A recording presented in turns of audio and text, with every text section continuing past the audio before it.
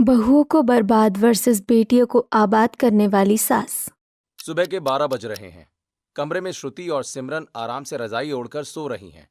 कामनी देवी हाथ में चाय की ट्रे लिए कमरे में आती हैं। और जाओ मेरी ब्यूटीज। मॉम, आप सुबह सुबह नींद खराब करने क्यों आ गई? मॉम, कल रात पार्टी करके हमारी हालत खराब है, थोड़ा और सोने दो ना प्लीज। अरे सुबह नहीं, दोपहर के 12 बज चुके हैं।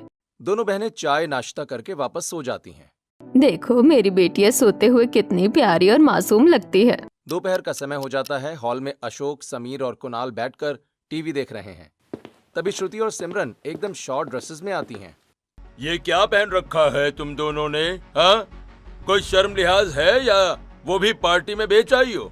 अरे आप क्यों मेरी बच्चियों के पीछे हाथ धोकर पड़े रहते हैं? बाबुल की दुआएं लेती जा वाला जमाना गया अशोक जी। मॉम, हमें आज शाम को एक पार्टी में जाना है। We need some cash. तुम दोनों रोज रोज इतने पैसे कहाँ उड़ाती हो? हाँ, इतने पैसे तो हम दोनों भाई मिलकर महीने भर में भी खर्च नहीं करते। तू अपना ज्ञान अपने पास रख। मेरी बेटियां हैं, मैं इन्हें आजाद रखना चाहती हूँ। ये लो कार्ड, जितने पैसे उड़ाने हैं उड़ाओ। श्रुति और सिमरन कार्ड लेकर वहाँ से चली जाती हैं। रात का समय हो जाता है। कामिनी घर के बाहर अपनी पड़ोसन विमला के साथ खड़ी बातें कर रही थी। कामिनी, तुम अपनी बेटियों को कुछ ज्यादा ही आजादी नहीं दे रही हो? लड़कियों को इतनी आजादी देना ठीक नहीं है। अरे विमला जी, मैं तो उन्हें ऐसा आबाद करूंगी और इतने अमीर घर में उनकी शादी कराऊंगी कि आप सबके कलेजे पर सांप लौट जाएंगे। तभी एक कैब रुकती है और श्रुति और सिमरन लड़खड़ाते हुए बाहर निकलती हैं। हे भगवान, कामिनी देख अपनी बेटियों को अभी से पी कर आ रही है। ये क्या शोभा देता है शरीफ घर की लड़कियों पर। ओए, कहानी घर घर की पार्वती, तू अपना ये ज्ञान अपने पास रख और जाकर अपना घर संभाल। विमला वहाँ से चली जाती है और अपनी दोनों बेटियों को घर के अंदर ले जाती है। अगली शाम श्रुति और सिमरन अपने कमरे में परेशान खड़ी हैं। तभी कामिनी कमरे में आती है। क्या हुआ मेरी हीरोइनों, आज कहाँ जाने की तैयारी हो रही है? मॉम, हमें एक बहुत बड़ी पार्टी में जाना है, लेकिन हमारे पास पहनने के लिए कोई ढंग की ड्रेसेस ही नहीं है। वेट श्रुति, मेरे पास एक आइडिया है। सिमरन एक कैंची उठाती है और एक लॉन्ग ड्रेस को घुटनों से ऊपर तक काटकर एकदम शॉर्ट ड्रेस बना देती है। वाह सिमरन, अब मैं एकदम ट्रेंडी लग रही हूँ। अरे वाह, मेरी बेटी तो डिजाइनर निकली। दोनों शॉर्ट ड्रेस पहनकर हंसते हुए पार्टी के लिए निकल जाती हैं। फिर 2 बजे रात को वापस आती हैं। अशोक उनके लिए दरवाजा खोलता है। ये कोई टाइम है घर आने का? हाँ?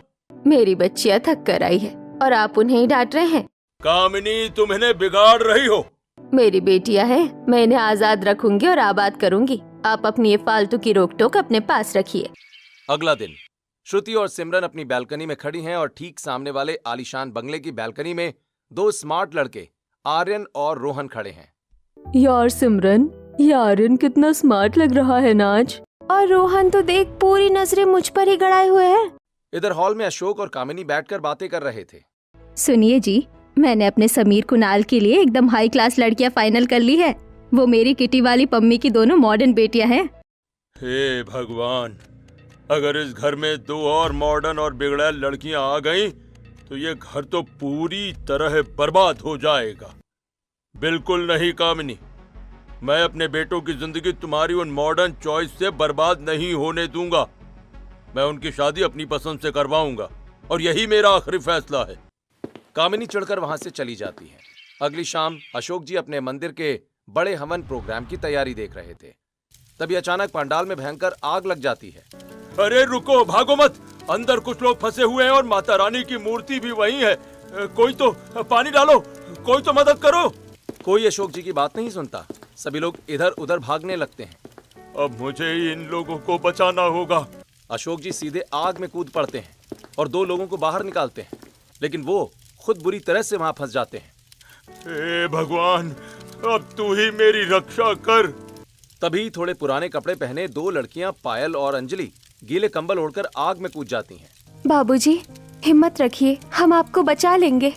अंजलि और पायल सबको आग से सुरक्षित बाहर निकाल लेती हैं। अशोक जी धुएं की वजह से बेहोश हो गए हैं। पायल और अंजलि उन्हें जमीन पर लिटाकर उनके मुंह पर पानी की छींटें मारती हैं।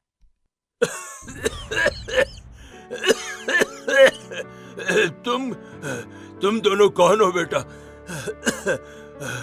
आज तुम ना होती तो कई जाने चली जाती बेटा। हम तो बस इंसान हैं बाबूजी, इंसान के काम इंसान नहीं आएगा तो कौन आएगा? वैसे आप ठीक तो है ना? मैं बिल्कुल ठीक हूँ बेटा, बिल्कुल ठीक। लगता है आज सुबह ही मैंने माता रानी से जो मन्नत मांगी थी वो पूरी हो गई। अशोक जी दोनों लड़कियों को आशीर्वाद देकर घर के लिए निकल जाते हैं। रात हो जाती है। डाइनिंग टेबल पर सारा परिवार बैठकर खाना खा रहा था। सुन लो सब लोग, मैंने समीर और कुणाल के लिए दो बहुत ही संस्कारी और अच्छी बहुएं चुन ली हैं। दोनों गरीब घर से हैं, लेकिन संस्कारी हैं। क्या अशोक जी, आपका दिमाग तो ठिकाने है ना? ये क्या सूर्यवंशम वाले अमिताभ बच्चन बन रहे हैं आप? मेरे बेटों की शादी गरीब लड़कियों से कभी नहीं होगी। डैड, मैं किसी मिडिल क्लास या गरीब लड़की को अपनी भाभी नहीं मान सकती। बस एक शब्द और नहीं। मैं नहीं चाहता कि मेरे बेटों की जिंदगी किसी मॉडर्न लड़की के चक्कर में बर्बाद हो जाए। मैं अपने बेटों की शादी अपनी मनपसंद लड़कियों से ही करवाऊंगा, और अगर किसी को प्रॉब्लम है तो हो, लेकिन यही मेरा फाइनल डिसीजन है। कुछ दिनों के बाद अशोक जी समीर और कुणाल की शादी पायल और अंजलि से करवा देते हैं। कामिनी, अरे कहाँ हो तुम? आओ, आकर अपनी दोनों बहुओं की आरती उतारो और इनका गृह प्रवेश करवाओ। कामिनी, श्रुति और सिमरन बहुत दूर खड़ी थीं। शौक आपने पाला है अशोक जी, तो आरती भी आप ही उतारिए। कोई बात नहीं, अकेला ही अपनी बहू का गृह प्रवेश कर सकता हूँ मैं। अशोक जी खुद पायल और अंजलि की आरती उतारते हैं, उनका गृह प्रवेश करवाते हैं। रात हो जाती है। अंजलि और पायल अपने कमरे में थीं। तभी श्रुति और सिमरन वहां आती हैं। ओ गॉड सिमरन, इस कमरे से कितनी चीप स्मेल आ रही है। तुम दोनों कान खोल कर सुन लो। हमें अपनी ननन समझने की भूल बिल्कुल मत करना। हमें सब पता है कि तुम्हारी फैमिली कैसी है। तुम जैसी लड़कियां तो मंदिरों के बाहर भीख मांगती है, हमसे दूर ही रहना। ये बोलकर श्रुति और सिमरन वहां से चली जाती हैं। अगली सुबह पायल और अंजलि अपनी पहली रसोई में सबके लिए देसी खाना बनाती हैं और फिर डाइनिंग टेबल पर सभी को सर्व करती हैं। वाओ, ये खाना तो सच में बहुत टेस्टी है। मैंने आज तक इतना अच्छा देसी खाना नहीं खाया। कहा था ना मैंने, इन बच्चियों के हाथों में अन्नपूर्णा का स्वाद है। अरे ये क्या कचरा परोस दिया है। इसे खाकर तो मेरा कोलेस्ट्रॉल बढ़ जाएगा। बिल्कुल चीप और थर्ड क्लास खाना है। क्या हम ये ऑयली खाना खाएंगे? हम लोग सुबह ग्रीन टी और एवोकाडो टोस्ट खाते हैं। ये खाना तो सिर्फ डस्टबिन में जाने के ही लायक है। दीदी प्लीज अन्नी का ऐसे अपमान मत कीजिए। ओ हेलो, हमें अच्छा और हेल्दी खाना चाहिए। वो आता है तो बनाओ, समझी?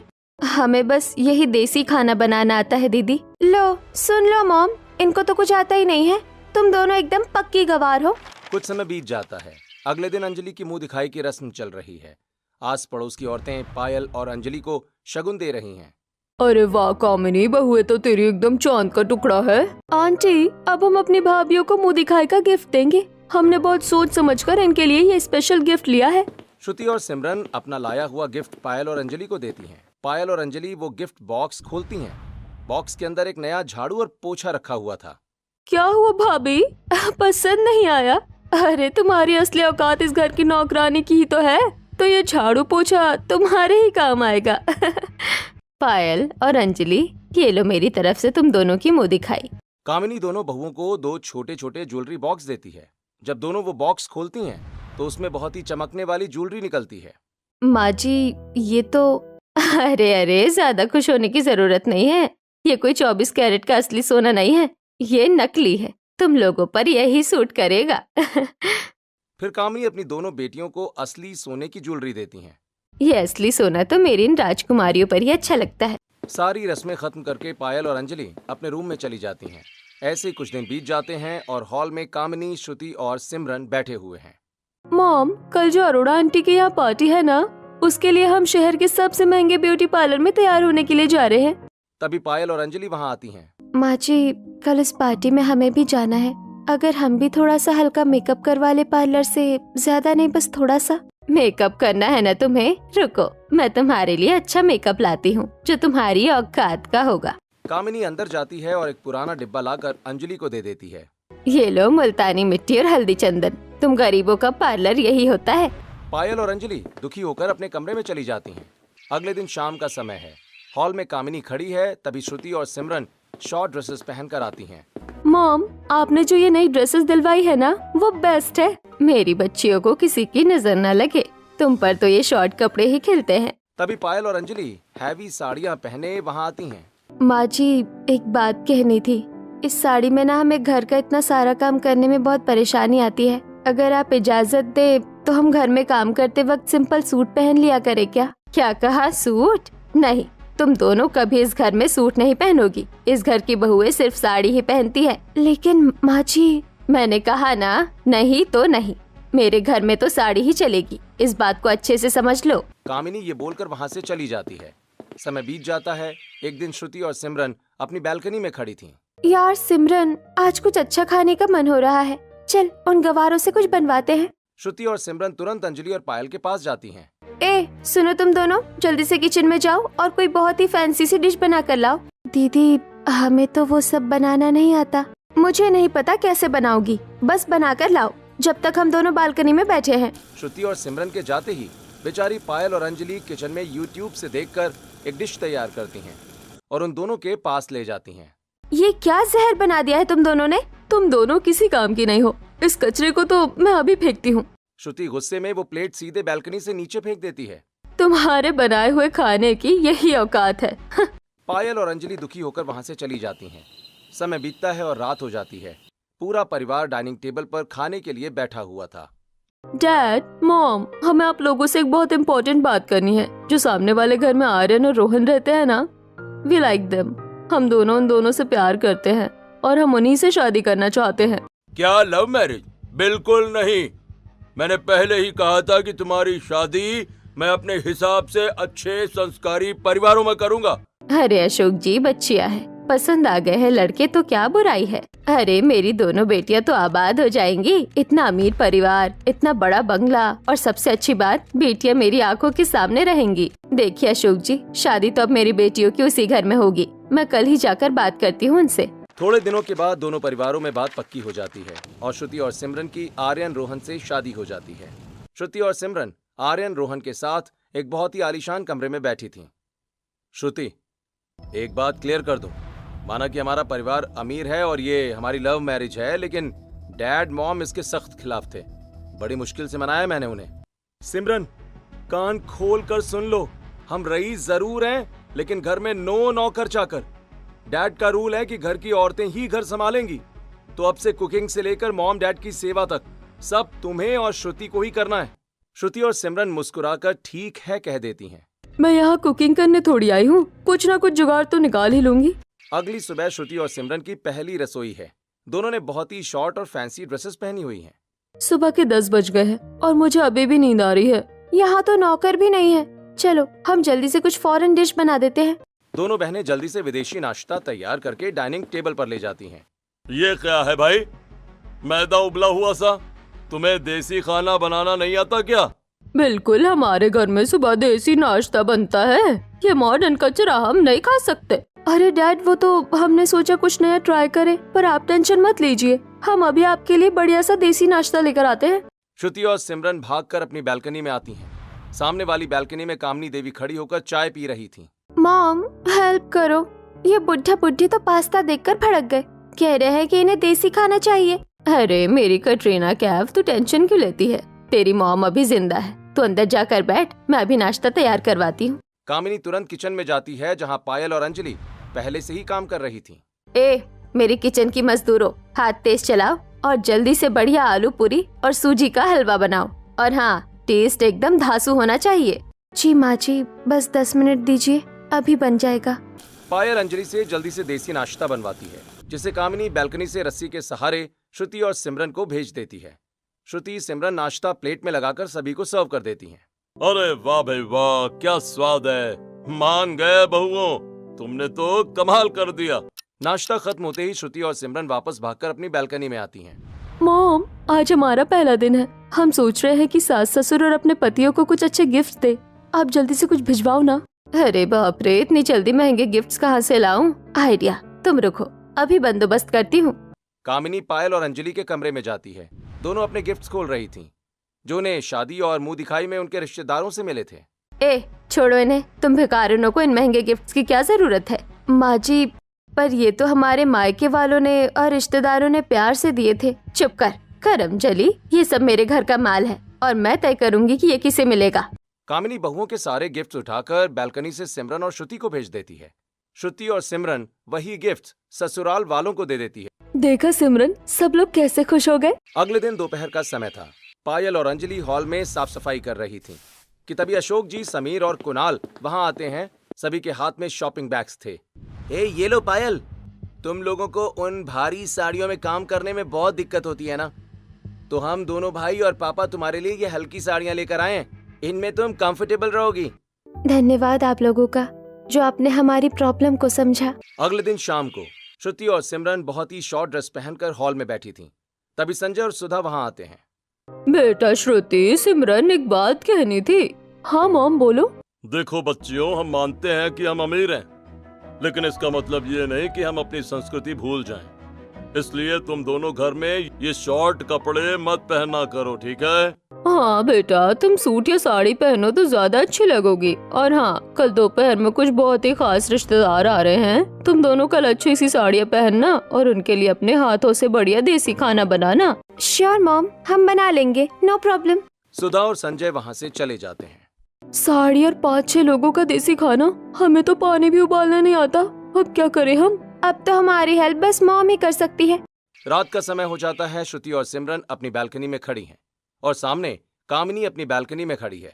मॉम, वो बुड्ढा बुड्ढी कह रहे हैं कि कल कुछ मेहमान आ रहे हैं, तो हमें साड़ी पहननी है और 5-6 लोगों का फुल देसी खाना बनाना है। मॉम प्लीज कुछ साड़ियाँ और खाना भिजवा देना कल। ठीक है, तुम दोनों फिक्र मत करो, मैं सब कुछ अरेंज कर लूंगी। कामिनी कुछ सोचती है और फिर अंजलि और पायल के कमरों में जाकर उनकी वो साड़ियाँ उठा लाती है जो उन्हें उनके पतियों ने दी थी। ये लो मेरी रानियों, एकदम नई और डिजाइनर साड़ियाँ हैं। वैसे भी उन गवारों पर ये साड़ियाँ अच्छी थोड़ी लगती। कामिनी रस्सी के सहारे साड़ियाँ सिमरन और श्रुति को दे देती है और फिर अंजलि और पायल के पास जाती है।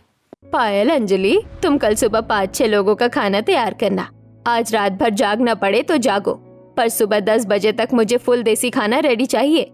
बेचारी पायल अंजलि रात भर जागकर देसी दावत तैयार करती हैं और अगले दिन उधर श्रुति और सिमरन साड़ियों में सज धज कर उसी खाने को मेहमानों को सर्व कर देती हैं। वाह सुधा जी, आपकी बहुओं के हाथ में तो जादू है। खाना बहुत अच्छा बना है सच में। हाँ बहन जी, हमारी बहुएं मॉडर्न जरूर है, लेकिन संस्कारों में कोई कमी नहीं है। Thank you everyone. अगले दिन श्रुति और सिमरन हॉल में सोफे पर बैठी फोन चला रही थी। तभी सुधा आती है। श्रुति, सिमरन, कल एकादशी है और शादी के बाद ये तुम दोनों की पहली एकादशी है, तो तुम दोनों को कल व्रत रखना होगा। मतलब हम कल कुछ खाएंगे भी नहीं और कुछ पिएंगे भी नहीं।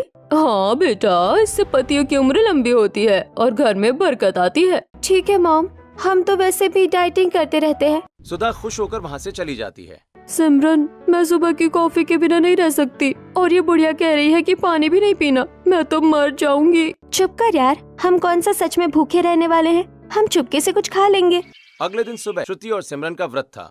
उनसे भूख बर्दाश्त नहीं होती, इसलिए वो दोनों चुपके से किचन में जाती। देख यार सिमरन, अगर कोई एप्पल या जूस का पैकेट मिल जाए तो निकाल ले, मेरे पेट में चूहे डांस कर रहे हैं। तुम दोनों यहाँ किचन में क्या कर रही हो? आज तो तुम्हारा व्रत है ना? वो मॉम, हम तो बस यहाँ साफ सफाई कर रहे थे। आखिर हम इस घर की बहुएं हैं, तो साफ सफाई का ध्यान रखना तो हमारी ड्यूटी है ना। अरे बेटा, आज रहने दो, मैं कर लूंगी। श्रुति और सिमरन जल्दी से वहाँ से चली जाती हैं और सीधे अपनी बालकनी में पहुँचती हैं और अपनी माँ को बुलाती हैं। मॉम प्लीज कुछ खाने को भिजवाओ, इन लोगों ने हमारा व्रत रखवा दिया है, कुछ अच्छा बनाकर भेजना। अरे मेरी पूटू, टेंशन मत ले, मैं भी उन नौकरानियों से कुछ अच्छा बनवा कर भेजती हूँ। कामिनी तुरंत अंजलि और पायल से पकौड़े बनवाती है और रस्सी के सहारे श्रुति और सिमरन को भेज देती है। अरे बहुओं, तुम ये क्या कर रही हो? डर के मारे श्रुति के हाथ से पूरी बास्केट बालकनी से नीचे गिर जाती है। ये नीचे क्या गिरा? और तुम दोनों क्या कर रही हो? कुछ नहीं मॉम, वो तो बस एक पक्षी कुछ ले जा रहा था तो गिर गया। हम तो यहाँ अनुलोम विलोम, मेरा मतलब है योगा कर रहे थे। व्रत में फ्रेश एयर चाहिए होती है ना। सुधा और संजय वहाँ से चले जाते हैं। अगले दिन श्रुति और सिमरन हॉल में थीं, तभी सुधा वहाँ आती है। बेटा, आज खाने में 20-25 एकदम गोल और नरम रोटियां सेक दो, बाकी सब मैंने बना लिया है। श्रुति और सिमरन किचन में जाकर रोटियां बनाने की कोशिश करती हैं, लेकिन उनकी रोटियां जल जाती हैं। यार, ये गोल रोटियां कैसे बनती है? मुझसे तो नहीं हो रहा। चल सिमरन, मॉम से हेल्प मांगते हैं। दोनों बालकनी में जाती हैं। कामिनी अपनी बालकनी में खड़ी पौधों को पानी दे रही थी। अब क्या आफत आ गई तुम दोनों पर? मॉम, जल्दी से 25 गोल रोटियां भिजवाओ, हमारे सास ससुर को आज रोटी खाने का भूत चढ़ा है। कामिनी तुरंत पायल और अंजलि के कमरे में जाती है। पायल और अंजलि की आज तबीयत खराब थी, इसलिए दोनों आराम कर रही थीं। ए बीमार की बच्चियों, उठो जल्दी और 25 एकदम गोल और नरम रोटियां बनाओ जल्दी से। माँ जी, हमारी बहुत तबीयत खराब है। चुप कर और जैसा बोला है वैसा कर। पायल और अंजलि बड़ी मुश्किल से रोटियां बनाती हैं। फिर कामिनी रोटियां टिफिन में पैक कर रस्सी के सहारे श्रुति और सिमरन को भेज देती है। वाह, क्या गोल और नरम रोटियां हैं। श्रुति और सिमरन ये तारीफ सुनकर बहुत खुश हो जाती हैं। अगले दिन शाम को श्रुति और सिमरन अपनी बालकनी में बैठी हैं। आज उन्हें कुछ विदेशी खाना था। यार सिमरन, कल से देसी खाना खा खा कर मैं तो पक गई हूँ। आज तो कुछ बहुत ही चीजी खाने का मन है। मॉम, जल्दी से अपनी उन गवार बहुओं को बोलो कि कुछ एकदम क्रीमी और बहुत ही अच्छी डिश बनाकर भेजे। कामिनी जल्दी से पायल और अंजलि से डिशेस बनवाती है। पायल और अंजलि फोन में देखकर डिश बनाती हैं। कामिनी जल्दी से डिश को श्रुति और सिमरन को भेज देती है। थू थू थू, ये क्या जहर बना दिया है उन गवारों ने। तुम दोनों किसी काम के नहीं हो। सिमरन गुस्से में वो डिश सामने खड़ी अंजलि और पायल पर फेंक देती है। तुम दोनों की यही औकात है, गवार कहीं की। पायल और अंजलि दुखी होकर वहां से चली जाती हैं। अगले दिन श्रुति और सिमरन बालकनी में खड़े होकर कामिनी से बातें कर रही थीं। मॉम, मैं परेशान हो गई हूँ। हम यहाँ नौकरानी बनने थोड़ी आए थे। हमसे नहीं होती ये सब फालतू की मेहनत। मॉम, हमारे सास ससुर के ये रूल्स हमारी जान ले लेंगे। कुछ प्लान बताओ ना, वरना मैं तो वापस आ जाऊंगी। अरे तुम दोनों क्यों इतना स्ट्रेस ले रही हो? अगर तुम्हें इस घर के रूल्स पसंद नहीं है तो अपना अलग रूल बना लो ना। मतलब बंटवारा। आज रात ही हंगामा कर दो और कह दो कि हमें अपना अलग किचन और अलग हिस्सा चाहिए। बस फिर हो जाएगी तुम दोनों की प्रॉब्लम सॉल्व। श्रुति और सिमरन खुश होकर अंदर चली जाती हैं और रात को ही हॉल में हंगामा शुरू कर देती हैं। क्या बकवास है ये? शादी को अभी ठीक से 4 दिन नहीं बीते और तुम दोनों को बंटवारा चाहिए। हमने तो सोचा था कि घर में बेटी आई है, पर तुम लोग तो आते ही घर तोड़ने पर आ गई। Mom please try to understand, हमें अपनी प्राइवेसी चाहिए।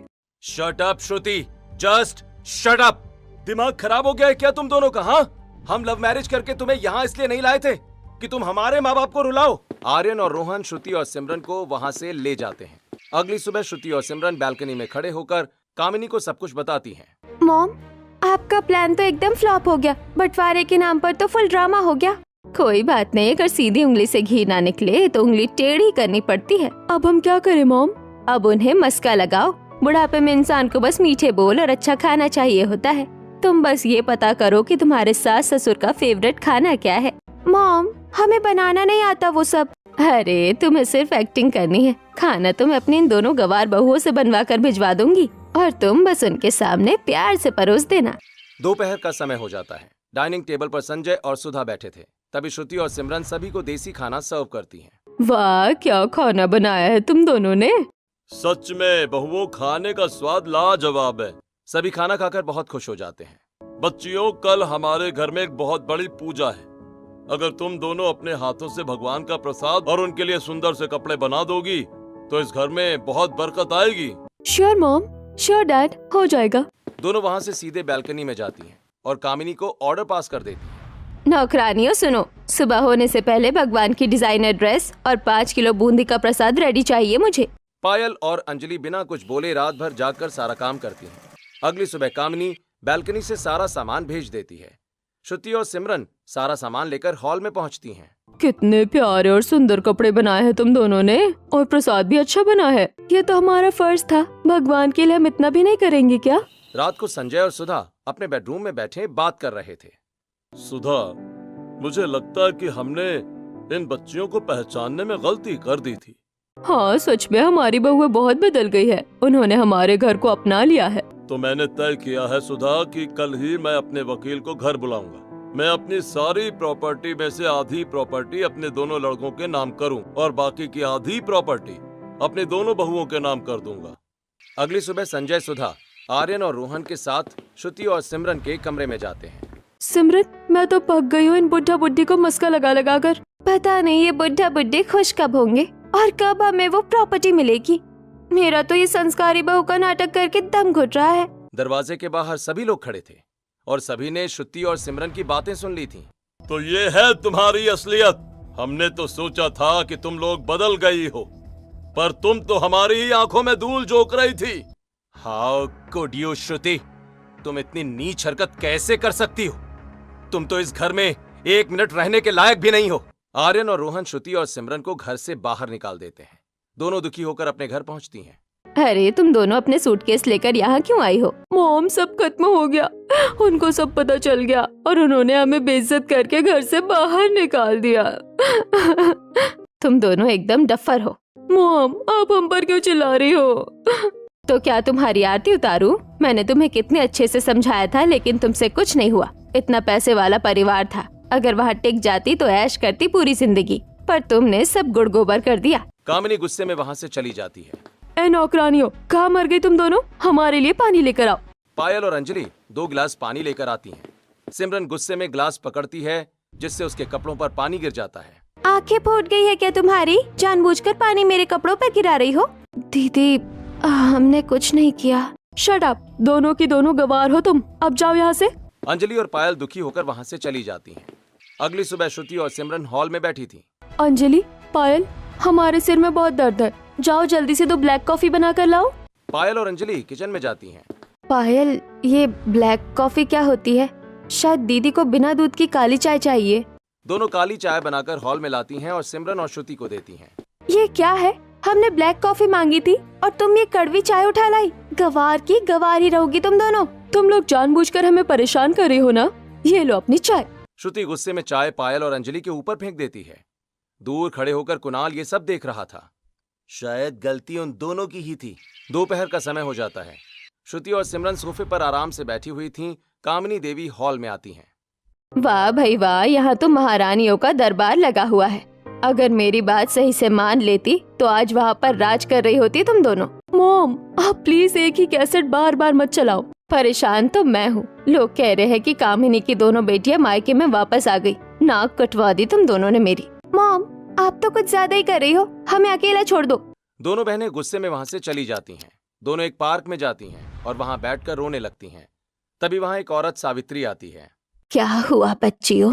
ऐसे सरेआम पार्क में बैठकर क्यों रो रही हो? आंटी प्लीज हमें अकेला छोड़ दीजिए। ज्ञान नहीं दे रही बेटा। मैं तो अंजलि और पायल की माँ हूँ। तुम दोनों को शादी के दिन देखा था, इसीलिए पहचान गई। आप उन दोनों की मॉम है? आप यहाँ हमें ताना मारने आई है ना, क्योंकि हम आपकी बेटियों को परेशान करते हैं? ताना क्यों मारूंगी बेटा, तुम दोनों भी तो मेरी बेटियों जैसी ही हो। मुझे सब पता है किस तरह तुम्हारे ससुराल वालों ने तुम्हें घर से बाहर निकाल दिया। देखो बच्चियों, घर तोड़ना बहुत आसान है, पर उसे बसाने में उम्र लग जाती है। आंटी, अब हम वहाँ कभी वापस नहीं जाएंगे, हमें ये अच्छे से पता है। बेटा, अपनों से माफी मांगने में कोई छोटा नहीं होता। तुम एक बार दिल से उनसे माफी मांगो, मुझे यकीन है कि वो तुम्हें माफ कर देंगे। थैंक यू आंटी, हमारी अपनी मॉम ने हमें हमेशा चालाकी सिखाई, पर आपने हमें सच का रास्ता दिखाया। हम अभी जाकर माफी मांगेंगे। कुछ देर के बाद सिमरन श्रुति सावित्री के साथ अपने ससुराल पहुंचती है और सभी घर वालों को सच्चाई बताकर माफी मांगती है। We are really sorry dad, mom, हमसे बहुत बड़ी गलती हो गई। हम अपनी मॉम की बातों में आ गए थे, इसलिए हमने ये सब किया। मॉम, डैड, हमें कोई काम नहीं आता था और हम डर गए थे कि आप लोग हमें घर से निकाल देंगे, इसीलिए हमने ये सब किया। श्रुति, सिमरन, हमने तुम्हें माफ किया, पर आज के बाद इस घर में कोई झूठ नहीं चलेगा। जो काम आता है वो करना और दिल से करना, बस। सिमरन और श्रुति के ससुराल वाले उन्हें माफ कर देते हैं। फिर सिमरन और श्रुति सावित्री के साथ अपने घर पहुंचती हैं। अरे, ये मेरी बहुओं की गरीब माँ यहाँ क्या कर रही है और तुम दोनों इनके साथ क्या कर रही हो? Stop it mom, just stop it. आज के बाद आप सावित्री आंटी को कुछ नहीं कहेंगी। अगर इन्होंने हमें सही रास्ता नहीं दिखाया होता तो आज सच में हमारा घर टूट चुका होता। गलती आपकी है मॉम, आपने हमें बचपन से सिर्फ आजादी दी, कोई संस्कार नहीं दिए। आपने हमें लालची बनाया। आपने सिखाया कि ससुराल वालों को कैसे मस्का लगाते हैं, कैसे झूठ बोलते हैं। डैड सही कहते थे मॉम, सावित्री आंटी ने अपनी बेटियों को गरीबी में भी वो संस्कार दिए कि उन्होंने इस घर को जोड़ लिया, और आपने हमें वो संस्कार दिए कि हम अपना बसा बसाया घर तोड़ने वाले थे। मुझे माफ कर दो मेरी बच्चियों, मुझे लगा मैं तुम्हें क्वीन बना रही हूँ, पर मैं तो अनजाने में तुम्हारी दुश्मन बन गई थी। मुझे सच में अपनी गलती का एहसास हो गया है। मुझे माफ कर दो मेरी बच्ची। भाभी, वी आर सो सॉरी, हमने आपके साथ बहुत गंदा बिहेव किया। प्लीज हमें माफ कर दो, हमें अपनी गलती का पछतावा है। अरे दीदी, आप लोग तो हमारी छोटी बहनों जैसी हो, अपनों से कोई रूठता है क्या? हमने सब भुला दिया। सावित्री जी, मुझे माफ कर दीजिए, मैंने आपकी बेटियों के साथ नौकरानियों से भी बदतर सलूक किया। पायल, अंजलि, क्या तुम इस खलनायिका सास को अपनी माँ मानकर माफ कर दोगी? माँ जी, आप ऐसा मत बोलिए, आप हमारे लिए माँ ही हैं। कुछ समय बाद आमने सामने की दोनों बालकनियां बहुत अच्छे से सजी थीं और दोनों बालकनियों में एक साथ पार्टी चल रही थी। उधर सिमरन और श्रुति का पूरा परिवार पार्टी मना रहा था और इधर अंजलि और पायल का पूरा परिवार पार्टी कर रहा था।